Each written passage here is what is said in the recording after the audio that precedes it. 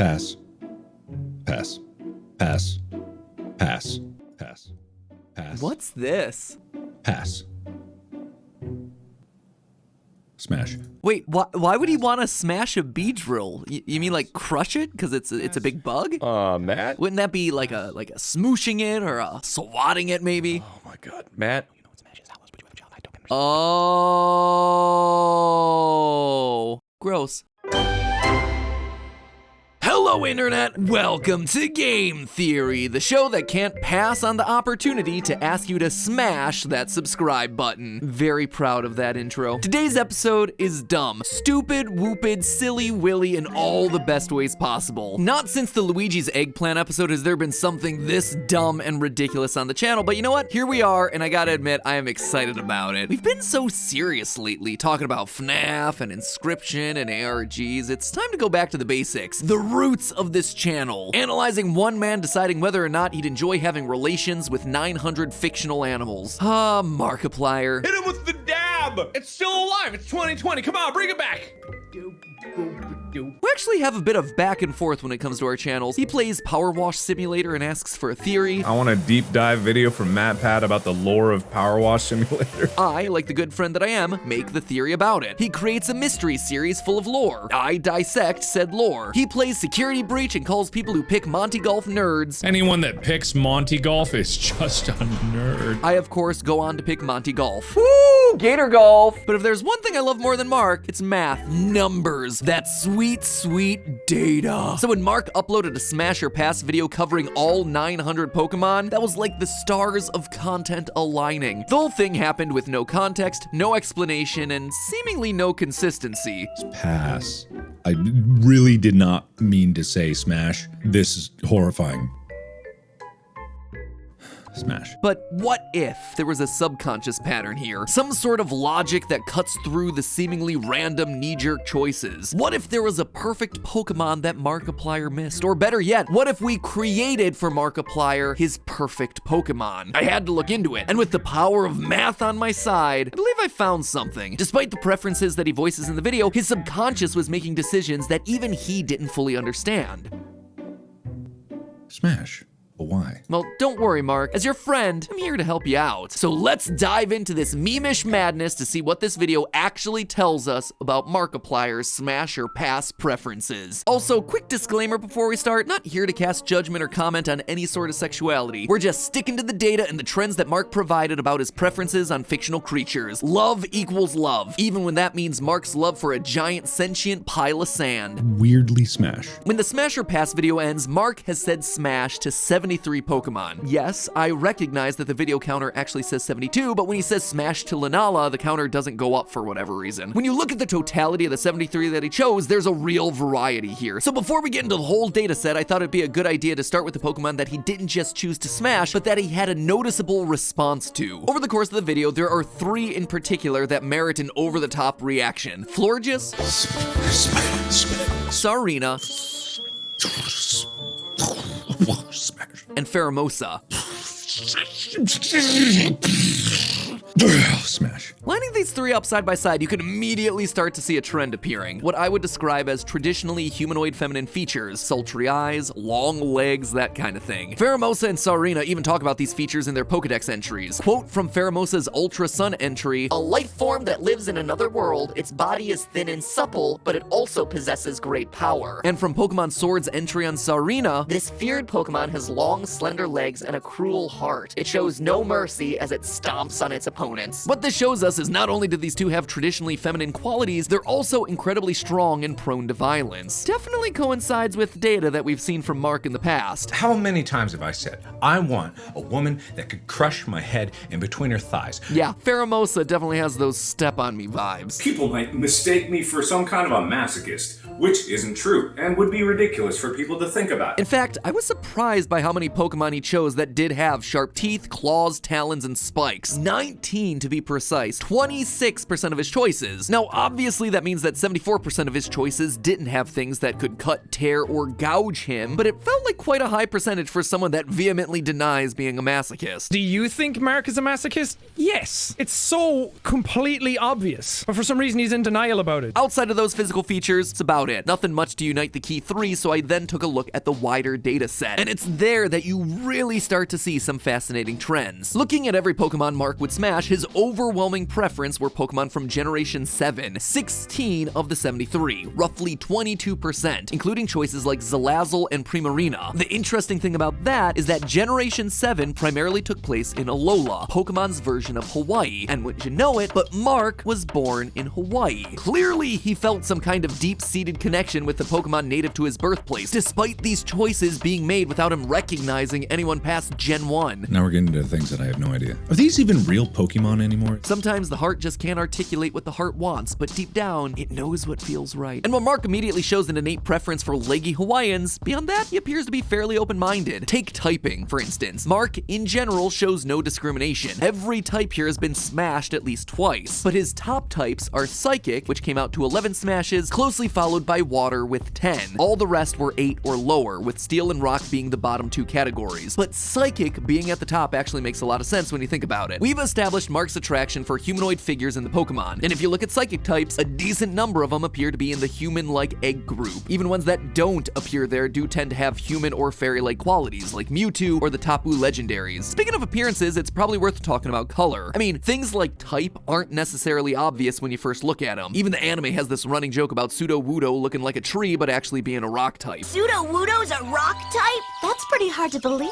Rock types are usually rough and rocky. Pseudo-Wudo's more like a grass Pokemon. So while Mark's type selection may have been more of a subconscious one, color is something that's very hard to ignore when the Pokemon is right there in front of you. Looking at the primary and secondary colors of each of his choices, Mark showed a preference towards Pokemon that contained large amounts of the color purple, closely followed by pink and black. Purple to me seemed like an obvious choice, as I've always associated with the Psychics, but when I looked back at it, there aren't actually that many purple Psychic types. I guess it was always the Psychic Energy card from the TCG that had been burned into my brain. Anyway, purple in color theory combines the calm stability of blue with the fierce energy of red, both things that I think embody Mark to a T. I'm pretty sure this was not part of my contract, and frankly, I hate everything you stand for and everything that you are. Oh my god! I'm done! Oh god! Oh my god! Purple is also the color associated with royalty. Again, a not too unfamiliar Markiplier trait. Place the crown upon my head and then call me the King of 5 Nights at Freddy's! No, I'd be remiss if I didn't talk about Mark's preferences when it comes to other features. 8 feet tall? Are you kidding me? She's very large, very powerful, very large! Height and weight, obviously not something that's immediately obvious when you look at a Pokemon. And if you have any connection with the anime, you know that height and weight are, inconsistent there at best. But I looked at it anyway. Mark did choose a couple of big boys, namely Wailord at 14.5 meters or 47 feet long, and weighing in at the whopping 398 kilograms or 877 pounds. Something tells me, Mark, in that situation, you're not the one doing the smashing. And while that's certainly one end of the spectrum, he once again shows a willingness to diversify his tastes, with him going so far as to smash Sinistee, the black tea Pokemon that measures in at 0.1 meters or 4 inches tall and weighs in at only 0.2 kilograms or 0.4 pounds. All that being said, when you look at the graph, there is a definite trend here. Sure, there are a number of outliers, but most of his choices were under 100 kilograms and also under 2 meters in height, with his averages sitting at 1.53 meters, just over 5 foot tall, and 58 kilograms, or 130 pounds. The average woman in the United States is 1.5 meters, or 5 foot 3.5 inches tall, and weighs in at 77.5 kilograms, or 171 pounds. So in spite of Markiplier's insistence that he likes them big, How many times have I said,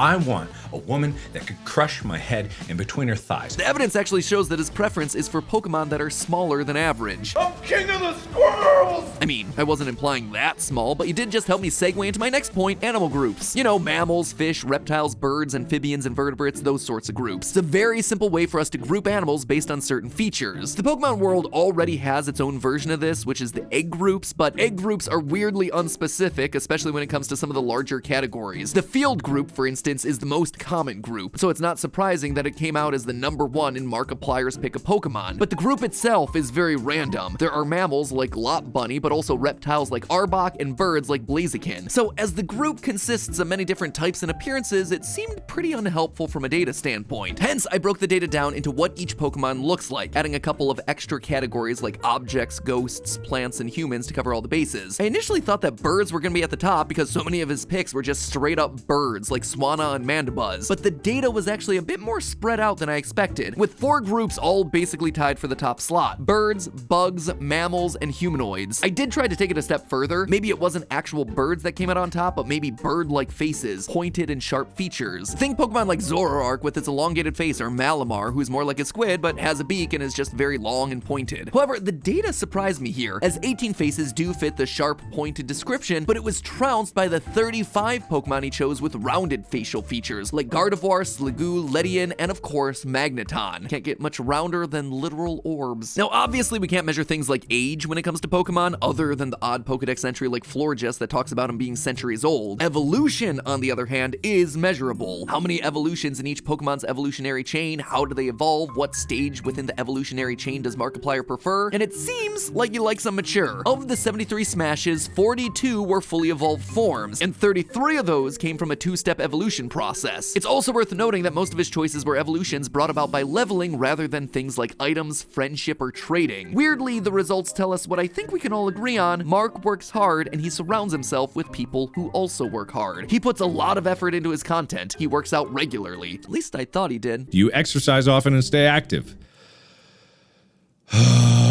No, not lately. And so he appreciates a Pokemon in his life that's not gonna be there just for show, but instead is gonna be putting in the effort alongside him. But effort into what? What skills does he find particularly useful? Well, it turns out Mark wants a companion that stays close to him and can fend off attackers from a distance, one that he would never have to send directly out into dangerous territory. In short, he's a big fan of Pokemon with high special attack stats and low defense stats. To me, this translates to Mark being fiercely loyal and protective over a small handful of people, keeping them very close, keeping them safe, but maybe being distant himself to those outside of his inner circle. And just like that, we've come to the end of my data-driven journey. In all the data collection, these were the strongest and most interesting results, but what if we took it a step further? I know Mark reacted to all the Pokemon. His list is definitive of what he would and would not smash, but what if there was something he missed? One that in the flow of the video, he said pass on without considering. What is the perfect Pokemon for Markiplier based on all the data that we just crunched? It's time I pull out the big guns, or as the man himself would say, This is big brain time. So after analyzing all our data, we can determine that Markiplier's perfect match needs to be about 4 foot 5 inches to 5 foot tall, 1.35 to 1.53 meters, and weigh in between 80 and 128 pounds, 36 to 58 kilos. They need to be a purple psychic type with high special attack and low physical defense. They need to be the fully evolved form of a 2-step evolutionary line, which is achieved via leveling up. They need to be in the field egg group, and more specifically have the appearance of a mammal, bird, human, or bug. And ideally, they got some strong, long legs that he can crush his head between. And so, plugging all that into the computer, we get, drumroll please,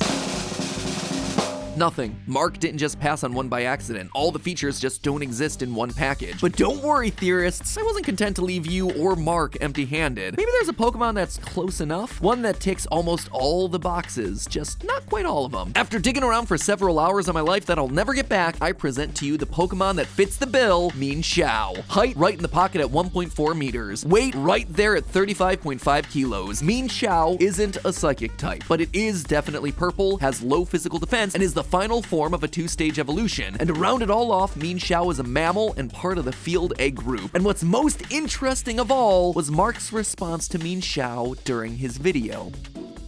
That would definitely make me a furry pass. He paused to think about his decision, but what ultimately made him pass was the idea of the social stigma, what people might perceive him to be if he were to make that choice. Otherwise, it seemed like he was all ready to say smash like he smashed Lot Bunny just moments before, asking the exact same thing. Would this make me a furry if I said smash? Smash. I guess what I and the data are collectively trying to say is, Mark, just go with your heart. Don't let society tell you what's right or wrong for you to smash. After all, Diamond and Pearl explicitly state that, quote, there once were people who married Pokemon. This was a normal thing because long ago, people and Pokemon were the same. So wanting to smash Pokemon isn't about being a furry. Instead, it's just about following the natural order, where Pokemon could become people and people could become Pokemon, and there was no judgment on either side. And you know, I think we could all learn a little lesson from that. And who knows, the Pokemon Company did did just announce a brand new generation, Pokemon Scarlet and Violet, so maybe this new generation will provide Mark with his perfect Pokemon. But then again, that's an awfully long time to wait, so how about I take matters into my own hands? Well, not literally my hands, considering I have zero art skills whatsoever, but instead, I decided to hire an artist to design Mark's perfect Pokemon for us using all the attributes that we talked about today. One with a generally rounded face but pointy features and sultry eyes. A purple mammal that would conceivably have psychic abilities, maybe some long, strong legs that could crush a man's head, as well as some sharp claws for good measure. A Pokemon that suggests femininity but without being overly sexualized, and all of it wrapped inside of a character design that, you know, could conceivably appear in a future Pokemon game, as opposed to something that was just designed for Mark's visual entertainment. And so, ladies and gentlemen, I present to you Markiplier's perfect Pokemon.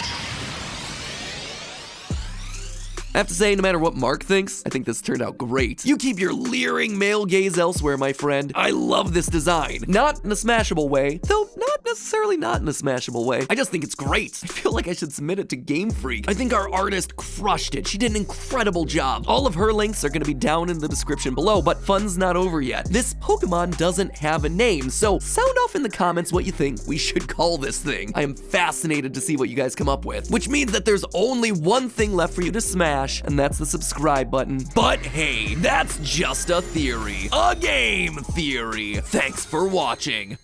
And hey, if you're looking for more to watch, we've actually got a couple of other theories about Markiplier that are slightly more serious than this one. One looking into the Markiplier connected universe, which is going to be important with In Space coming up soon. And one about the secret messages that are hidden inside the channel that shall not be named. Unis Honest. Can't have your theory proved wrong if the evidence no longer exists, am I right? Anyway, those two links are on screen right now, so check them out if you enjoyed this one. Subscribe because you know we're going to be covering In Space with Markiplier when that comes out. And I'll catch you all next week.